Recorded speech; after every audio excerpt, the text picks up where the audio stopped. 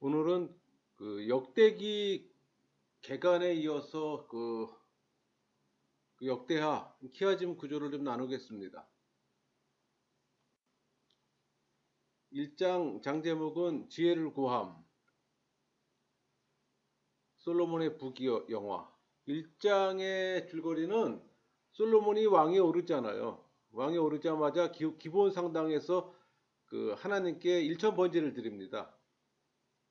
그리고 솔로몬이 하나님께 지혜를 구하자 또 하나님께서는 지혜는 물론 부와 재물과 또 영화까지 주세요. 또 솔로몬은 군사적으로 강해지고 또 경제적으로 번성했어요. 기본 산당의 지금 모습입니다. 현재 모습이에요. 여기서 1천 번제를 드렸던 거예요.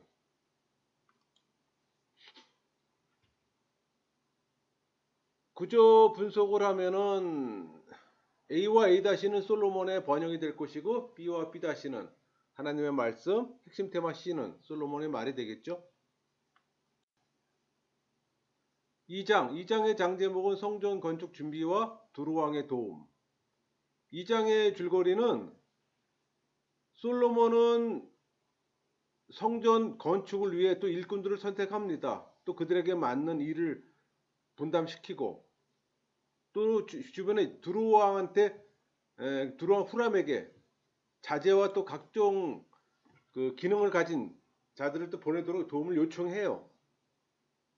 또 실질적으로 두루에 있는 그 백향목이 직접 이 내려오르는 게 아니라 이 지중해 바다를 통해서 요바로 왔다 요바에서부터 이제 내륙송을 하는 거예요. 구조 분석을 하면은 A와 A-는 근로자가 될 것이고 B와 B-는 왕의 메시지가 됩니다. 3장의 장제목은 성전 건축. 3장의 줄거리는 솔로몬은 예루살렘 그 모리아산에 성전을 세우잖아요. 근데 여러분 이 모리아산은 에덴 동산이요 또 아브라함이 그 외아들 이삭을 하나님께 번제로 드리려고 했던 곳입니다. 또 여부세 사람 오르난 타작마당이 있었던 것이고 또 여호와께서 또 그의 아버지 다윗에게 나타나셨던 것이고 이곳에 그 성전이 우리 기둥이 두 개가 있잖아요. 기둥 하나는 뭐 야긴 또 하나는 보아스라고 그러는데 야긴은 뭐 그가 세우다 보아스는 그의 힘으로 한 의미를 갖고 있어요. 또 이 지역이 골고다 지역이잖아요. 그래서 예루살렘은 성지가 되는 겁니다. 여러분 성경의 역사가 그대로 녹아있는 장소이기도 해요. 참고로 제가 그 내용분에는 일일이 제가 말씀드리지 않고 이렇게 각 페이지마다 제가 표기를 해놨습니다. 그래서 여러분들이 다시 한번 성경을 볼 때 그걸 같이 참고를 해서 보세요. 4장의 장제목은 성전 비품. 그러니까 줄거리는 그 성전 건축에 있어서 뭐 성소와 지성소 같은 외형적인 공사도 중요하지만 또 예식에 사용되는 성전 기구를 또 제작하는 것도 이해 못찾기 중요해요. 그러니까 주로 성전 밖에서 사용되는 기구들은 노수로 만들어진 반면에 성전 안의 기구들은 전부 금으로 만들어졌어요. 5장의 장제목은 법궤를 옮김입니다. 5장의 줄거리는 성전이 완성되자 솔로몬은 법궤를 다윗성에 메어서 그 성전의 지성소 안으로 안치하고 또 하나님의 영광은 성전 안에 가득해요. 지금 제가 이렇게 키아즘 구조가 이루어지지 않는 장들이 있어요. 근데 그런 부분들은 키아즘 구조를 만들기가 어려운 부분들입니다. 그래서 제가 줄거리하고 그냥 구조 분석 정도로만 제가 이제 그 내용 설명만 좀 하는 겁니다. 구조 분석을 하면은 성전 A와 A-는 성전 건축이 될 것이고 B와 B-는 제사장과 레위인의 섬김, 그 다음에 핵심 테마 C는 언약궤가 됩니다. 6장의 장제목은 성전 동원. 줄거리는 그 솔로몬은 하나님께 성전을 봉헌하면서 또 이스라엘 온 회중 앞에 또 하나님을 바라보며 기도해요. 그 구조 분석을 하면은 A와 A-는 약속의 이행이 될 것이고 B와 B-는 하나님의 말씀이죠.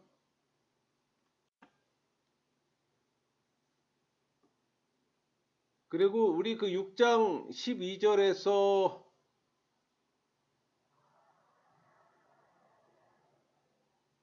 39절까지 42절까지이죠.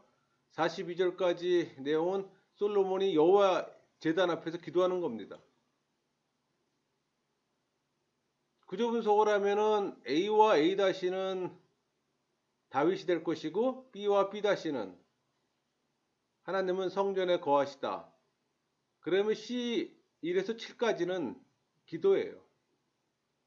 그 표현만 다르게 맹세, 강구 뭐 이런 식으로 다양하게 표현만 됐지 실질 내용은 기도입니다. 7장의 장제목은 봉헌 기도. 7장의 줄거리는 솔로몬이 기도를 마치자 또 하늘에서 불이 내려와 또 제물을 살랐어요.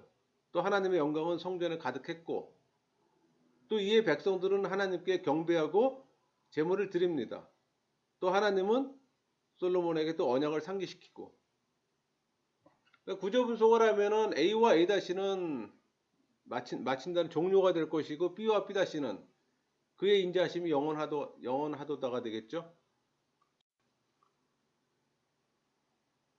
7장 12절에서 22절까지 내용의 그 내용 분해는 지금 상단에 되어 있는 거 여러분들이 보시면 될 것 같고 구조 분석은 A와 A-는 하나님은 성전을 선택하셨다는 얘기고 B와 B-는 주의 상황이죠.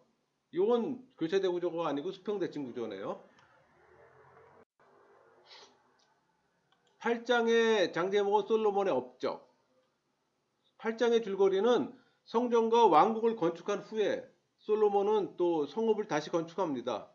또 제사장들의 반차를 따라 또 성전을 또 관리하도록 하고 구조 분석은 A와 A-는 건축가 후람이라면 B와 B-는 사람의 일이 될 것이고 핵심 테마 C는 바로의 딸이 되겠죠. 9장의 장제목은 스바 여왕의 방문, 왕국 번영, 솔로몬의 죽음.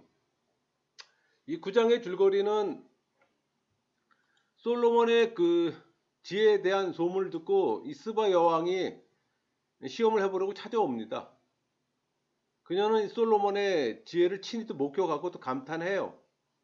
또 그 지혜를 주신 하나님을 찬양하고 이 일로 인해서 이방 여왕이 하나님을 또 알게 되는 겁니다. 이 일로 또 솔로몬의 왕국은 또 번성해 나갑니다. 솔로몬은 40년 동안 이스라엘을 다스리고 또 죽어서 그의 아버지 다윗성에 묻혀요. 구조 분석은 A와 A-는 보물이 될 것이고 핵심 테마 B는 스바 여왕의 찬양입니다.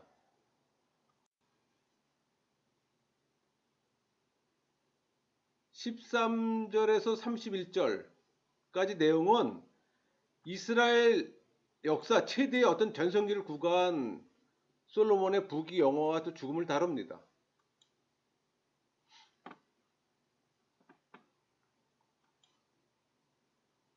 구조 분석을 하면은 A와 A-는 외국의 보물이고 B와 B-는 군비가 되겠고 C와 C-는 은의 가치. 여러분 제가 지금 이렇게 뭐 수평대칭 구조나 교차대 구조로 이렇게 제가 표를 만들어 놓으면은 사실 이 키아즘 구조 자체가 이렇게 대칭 구조를 이름으로 인해서 내용을 파악하는 거잖아요. 그래서 중요한 부분은 이렇게 핵심 테마를 뽑아 놓는 거예요. 그 핵심 테마는 간단합니다. 그러니까 중요한 것은 이 뽑는 작업이 어려운 거예요. 근데 제가 늘 말씀드리는 거지만은 강의만 듣는 것이 아니라 다시 한번 들을 때는 여러분들이 정지 화면을 해놓고서 화면을 정지시켜 놓고서 성경에다가 그 형광펜으로 이렇게 A는 A, B는 B, C는 C 이런 식으로 하면서 다시 한번 읽어야 되는 겁니다. 읽으면서 제가 그 내용 분해도 해놨잖아요. 지금 오른쪽 상단에 있는 게 내용 분해 해놓은 거예요. 그러니까는 그냥 그 내용을 읽은 게 아니라 그 13절, 14절은 무슨 내용인가? 솔로몬의 세입금 규모다. 뭐 15절에서 21절까지 내용은 솔로몬의 부귀영화를 보여주는 세 가지 사례다. 이런 것들 여러분들이 하나하나 정리시켜놓고 보면서 공부를 해야 되는 겁니다. 그럴 때 여러분들이 성경 전체가 눈에 들어오는 거예요. 절대 이거 한번 듣는 걸로 끝내서는 안 됩니다. 그러니까 여러분들 이런 키아즘 구조 자체를 만드는데 엄청난 시간이 걸려요. 근데 여러분들은 그걸 굉장히 시간을 단축하는 거잖아요. 그러니까 이런 사실 여러분들한테는 보물을 캐는 방법이에요. 그러니까 이런 것들을 여러분들이 놓쳐서는 안 됐잖아요. 그냥 건성으로 듣지 마시고 필히 여러분들이 공부하는 연구하는 마음으로 다시 한번 화면 정리시켜 놓고서 성경을 찾아가면서 보는 게 필요합니다.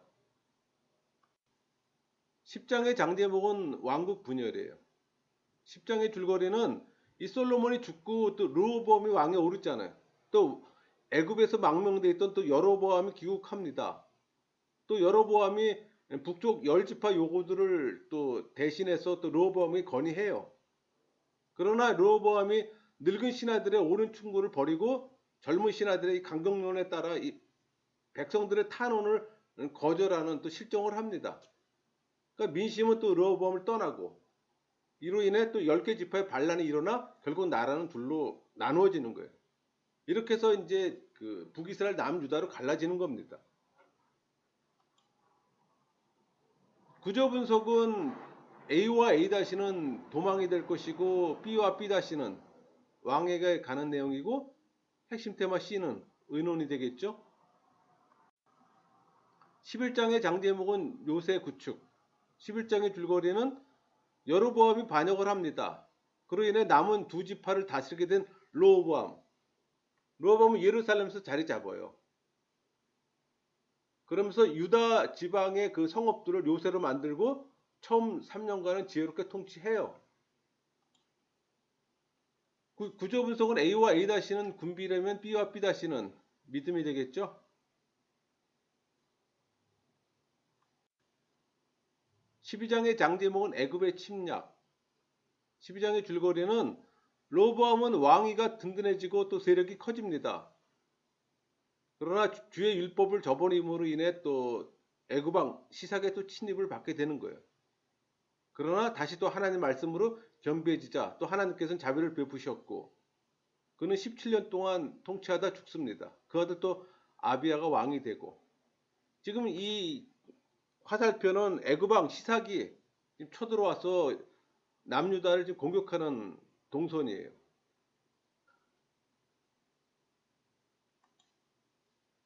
구조 분석을 하면은 A와 A-는 시삭의 침공이라면 B와 B-는 스마의 예언이 될 것이고 핵심 테마 C는 변화가 되겠죠.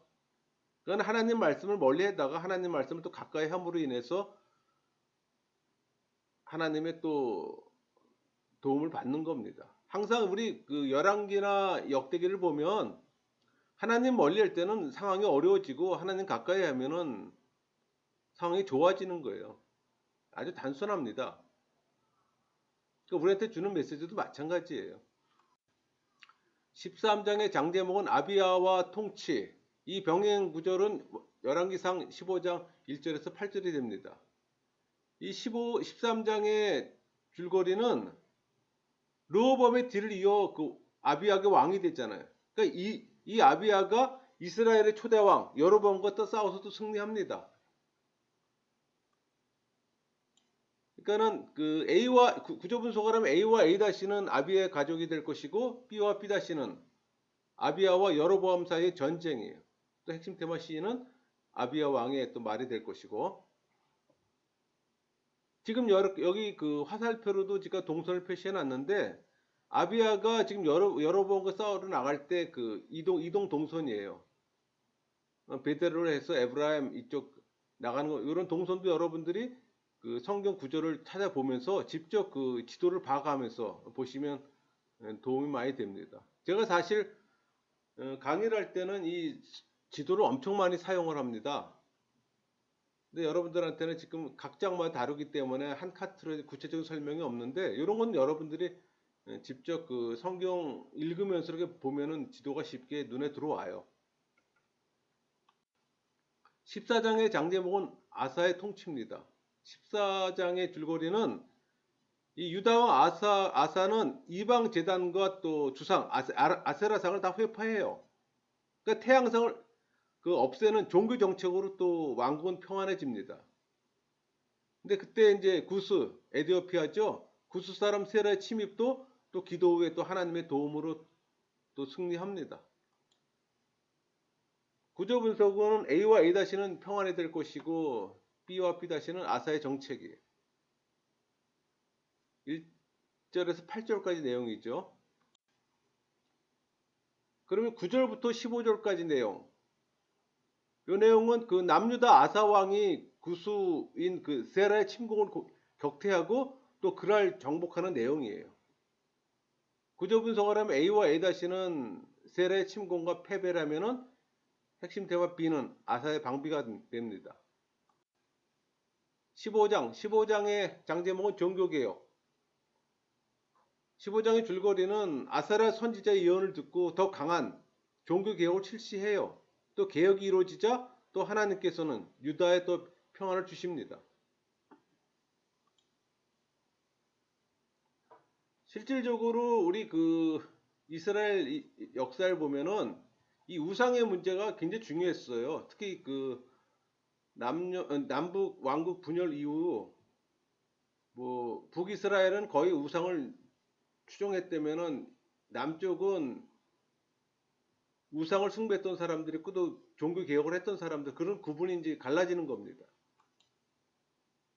그러니까 구조 분석을 하면은 A와 A-는 여호와를 찾다가 될 것이고 B와 B-는 개혁이 되겠죠.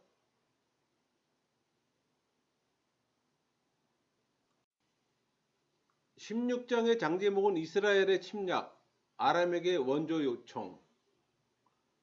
그러니까 16장의 줄거리는 선하고 정직했던 이 아사 왕이 이스라엘의 바사 왕의 침략을 받아요. 이때 두려움을 또 느끼고 또 아람 왕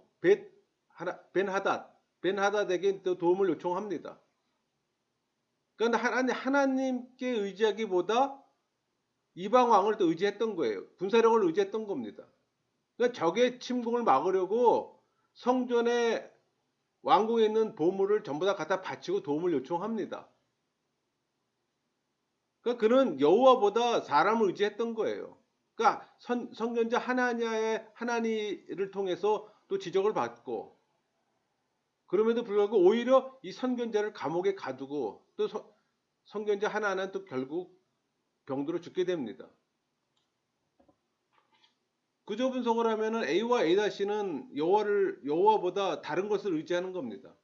B와 B-는 남용이 될 것이고 핵심 테마 C는 하나님의 예언이 되겠죠. 17장의 장제목은 여호사밧의 통치와 율법을 가르침. 그러니까 17장의 줄거리는 아사의 아들 여호사밧은 국방을 튼튼히 하고 또 산당과 아세라 목상을 부숩니다. 또 전국적으로 율법을 가르쳤어요.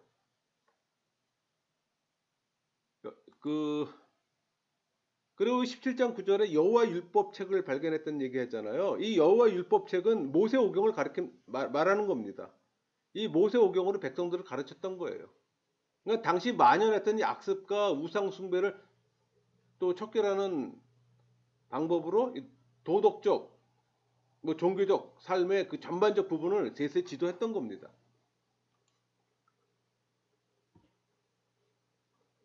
구조 분석을 하면 A와 A-는 예물이 될 것이고 B와 B-는 목록이 되겠죠. 수평 대칭 구조고. 18장의 장제목은 이스라엘 아방과 동맹. 병행 구조는 열왕기상 22장 1절에서 28절입니다. 이 18장의 줄거리는 여호사밧의 부귀와 영화는 최고점에 달해요.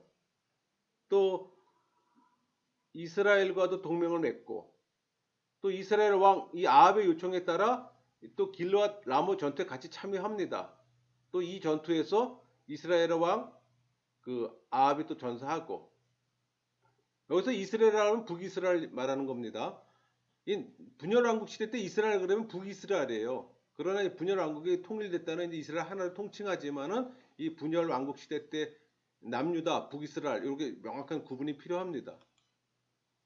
구조 분석을 하면은 A와 A-는 전쟁이 될 것이고 B와 B-는 미가야에 대한 관한 어떤 명령, C와 C-는 시드기야, D와 D-는 미가야, E와 E-는 왕이 될 것이고 핵심 테마 F는 미가의 이언이 되는 겁니다. 19장의 장 제목은 국가 조직 정비. 그러니까 줄거리는 길랏 라모 전투를 치른 후에 여호사밧은 무사히 귀국해요. 또 아나니 아들 예후 선견자가 또 여호와를 미워하는 아합을 도운 것을 또 책망합니다. 이어서 또 여호사밧은 국가 조직을 정비하고 구조 분석을 하면 A와 A-는 재판이 될 것이고 B와 B-는 여호사밧의 말이 되겠죠. 20장의 장 제목은 모압 암몬을 물리침. 줄거리는 여호사밧은 그 모압 암몬의 동맹군을 또 물리치고 대승을 거둬요. 또 그는 25년 통치 기간 동안 유다의 역대 왕 중 가장 선한 왕으로 기록됩니다. 그러나 그 사후에는 또 여호람이 또 유다의 왕이 되고, 그러니까 20장에서는 여호람과 여호사밧의 전쟁 내용을 길게 기록해요. 또 이 전쟁으로 승리하고 또 그 이후에 모압 암몬 세일이 또 다시 동맹군을 결성해서 또 엔게드를 통해 또 다시 쳐들어온 내용. 또 그때 여호사밧이 찬양들을 이끌고 나가서 대응해서 대승을 거두고 뭐 그런 내용들이 언급되어 있습니다. 구조 분석은 A와 A-는 왕과 백성들의 행위라면은 B와 B-는 예언이 되겠죠. 20장 31절에서 37절 내용은 여호사밧의 그 통치 평가와 남북 해상무역 동맹에 실패하는 내용이에요. 그러니까 구조 분석을 하면은 A와 A-는 선과 악이 될 것이고 B와 B-는 예언자가 됩니다. 여러분 제가 지금 여러분들에게 지금 하는 내용은 키아즘 구조가 초점 맞춰져 있는 거예요. 그러니까 이 그 지금 열왕기를 우리 열왕기란다 역대기를 지금 깊게 공부하는 게 아니라 키아즘 구조에 초점 맞춰졌기 때문에 제가 줄거리하고 키아즘 구조 표만 여러분들한테 만들어 드리는 거예요. 그래서 실질적으로 열왕기를 공부하려면 더 깊은 공부를 하려면 열왕기 설명을 별도로 들어야 되는 겁니다. 21장의 장 제목은 여호람의 통치, 에돔, 림나의 배반, 이스라엘과 동맹. 21장의 줄거리는 그 여호사밧의 뒤를 이어 왕위에 오른 여호람은 자기 아우를 또 살해하고 또 악종을 행해요. 또 이 여호람은 아합의 딸을 또 아내로 받아들입니다. 또 유다 전역에 산당을 세워서 또 백성들에게 우상을 섬기게 하는 거고, 이렇게 악을 행하자 또 하나님은 에돔과 림나를 배반케 해서 또 이스라엘 수하에서 벗어나게 합니다. 또 여호람은 엘리야의 예언대로 창자가 빠져나와 죽고, 요 지금 지도 내용은 여호람이 통치하면서 전쟁하는 내용, 동선을 지금 표기한 겁니다. 이런 부분들은 여러분들이 성경을 읽으면서 이 지도를 참고하면서 읽으시면 성경이 입체적으로 들어와요. 여러분 성경을 입체적으로 공부하는 방법이 지도를 놓고 공부하는 방법이에요. 구조 분석을 하면 A와 A-는 여호람의 통치라면 B는 선지자 엘리야의 편지입니다. 22장 장 제목은 아시아의 통치, 예후의 반역, 여왕 아달랴. 병행 구절은 열왕기 하 8장, 9장이 되겠죠? 줄거리는 그 여호와의 막내 아들 아시아가 왕이 됐잖아요. 그런데 이 아시아 역시 악행을 일삼다가 예후에게 또 살해당합니다. 그러니까 아시아가 죽자 그의 모친 아달랴는 또 왕족을 진멸하고 또 정권을 잡아 6년 동안 유다의 왕으로 또 다스려요. 사실 예후의 이 쿠데타는 북이스라엘 남유다에 엄청난 위험을 안겨주는 사건이에요. 왕을 지금 양쪽 왕을 다 죽이는 거잖아요. 한 나라 지도자가 죽임을 당한다는 건 굉장히 위험한 상황입니다. 또 이 일로 인해서 또 아달랴 이방 여자가 바알 아세라를 섬겼던 이방 여자가 또 이 남유다에다 우상을 또 전파하는 역할을 또 하게 되는 거죠. 구조 분석을 하면 A와 A-는 아달랴의 살인 의도라면 B와 B-는 요아스의 생존이 되겠죠. 23장의 장제목은 제사장 여호야다의 개혁. 줄거리는 아달랴는 제사장 여호야다에 의해서 살해됩니다. 또 아하시아의 살해 당시 죽임을 면한 것 요아스가 7살에 이제 왕에 올라요. 구조 분석을 하면 A와 A-는 언약이라면 B와 B-는 여호야다의 말이 될 것이고 C와 C-는 외침이 되겠죠. 24장의 장제목은 요아스의 통치, 성전 수리, 우상 숭배, 병행 구절은 열왕기 하 12장 1절에서 16절까지이고 이 24장의 줄거리는 요아스는 이 40년의 통치 기간 동안에 뭐 소년 시대 때는 정직히 행했어요. 또 여호와의 성전을 수리하고 또 성전 예배를 회복했어요. 그러나 장년에서는 제사장 영적 멘토였던 제사장 여호야다가 죽은 후에 이 방백들의 말을 듣고 또 하나님을 배신해요. 또 아람의 침입을 받고 신복들에게도 살해당합니다. 구조 분석을 하면 A와 A-는 여호야다, B와 B-는 성전 보수, 성전 복원이 될 것이고 C와 C-는 정한세를 거두다가 될 것이고 핵심 테마 D는 하나님의 전을 파괴하는 거죠.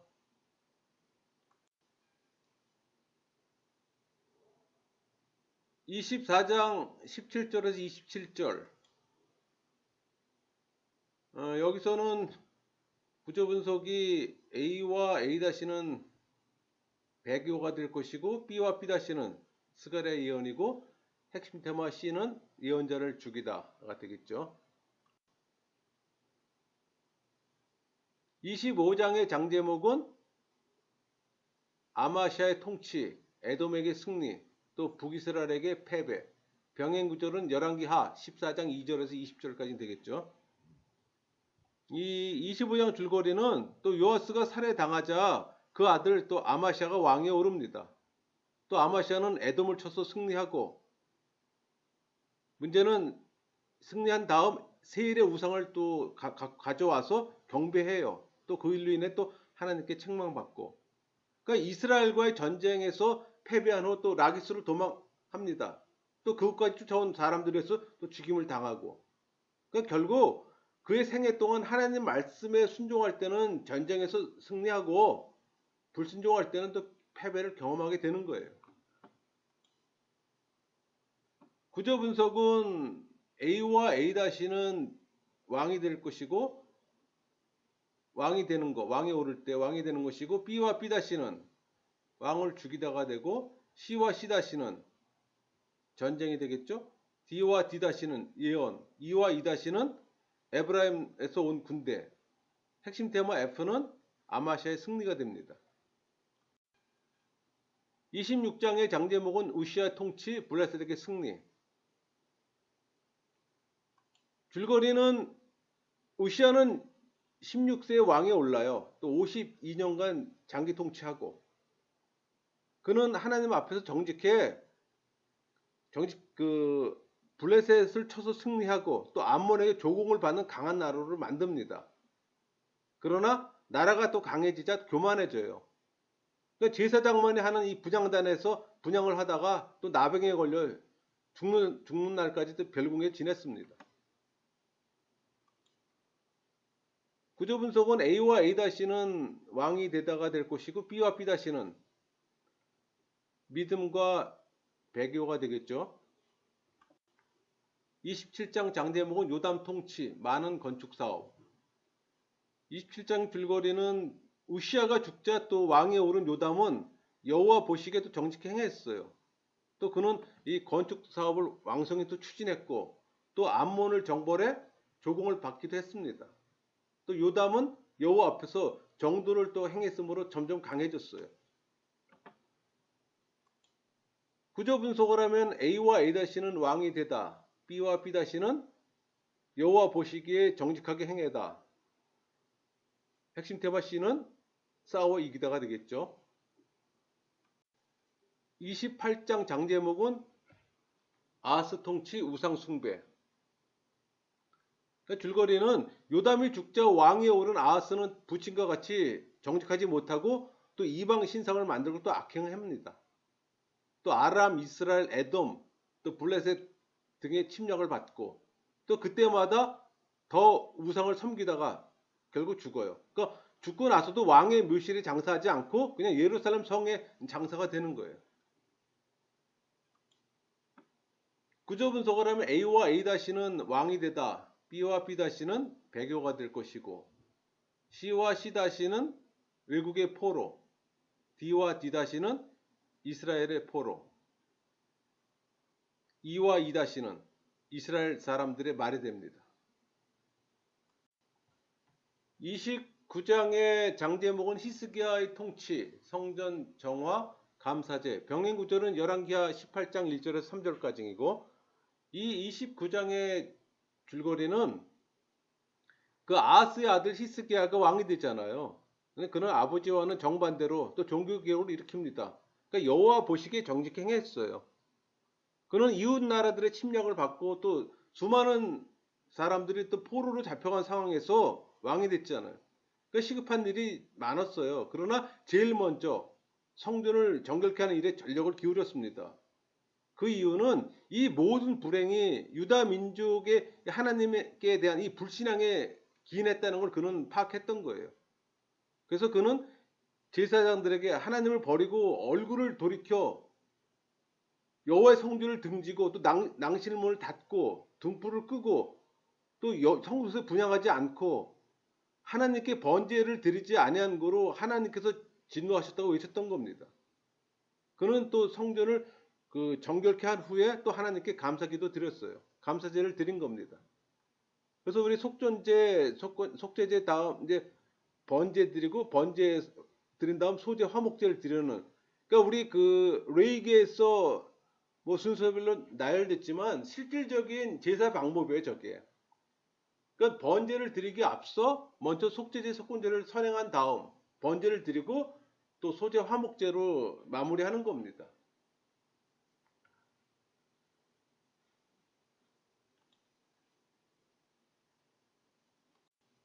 30장의 장제목은 2월달에 유월절을 지킴. 그 원래 그 6월절은 1월 14일 날 지내는 거잖아요. 근데 1월 달에 이제 사정에서 못 지킨 사람들은 그 한 달 후에 2월 14일 날 이제 6월절을 지키는 거예요.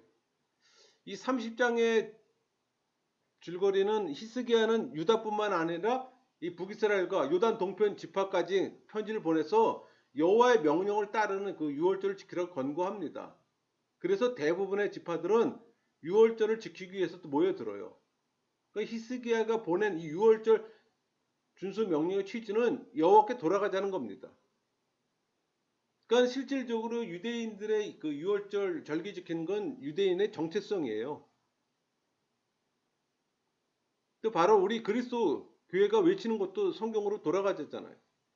그러니까 구약 시대 때 사람들이 여호와께로 돌아가잖아, 우리가 성경으로 돌아가잖아, 동일한 내용입니다. 그러니까 6월절 행사를 치르면서 히스기야는 그 성결치 못한 사람들을 위해 또 하나님께 사해 주도록 간구해요. 또 하나님께서 기도에 응답해 주시고 또 백성들은 기뻐하며 6월절을 지킵니다. 그러니까 이스라엘의 정체성의 회복이에요, 이거는. 그러니까 6월절을 지키지 않는다? 그건 이미 이제 그 우리 기독교인이 그리스도인이 성경을 보지 않는 거 동일한 거예요.